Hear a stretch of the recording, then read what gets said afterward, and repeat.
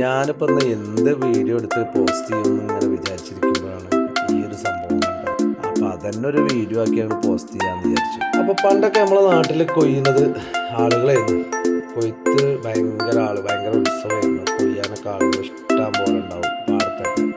ഇപ്പം അതിൻ്റെ സ്ഥാനത്താണ് ഇപ്പോൾ അതാണ് ഈ എൻജിൻ വന്നത്. ഇപ്പോൾ കൊയ്യാൻ മിക്കവാറും സ്ഥലത്തൊക്കെ തന്നെയാണ് ഈ എൻജിനോട് വരും. കൊയ്യാറ്റം പോലെ ആൾക്കാർ ചെയ്തുകൊണ്ടുവന്ന പണി ഇപ്പോൾ ഈ ഒരു മെഷീൻ ഒറ്റക്കിട്ടുന്നത്. ഇത് കൊയ്ത്ത് മാത്രമല്ല, മെതിയുണ്ട്. കുറേ കാലങ്ങൾക്കായി ഇപ്പം തന്നെയാണ് ഉപയോഗിച്ചുകൊണ്ടിരിക്കുന്നത്. വളർന്നപ്പോഴടുത്തുള്ള പാടത്തൊക്കെ കൊയ്യാൻ പറ്റും. ഇതിൻ്റെ കൊയ്ത്ത്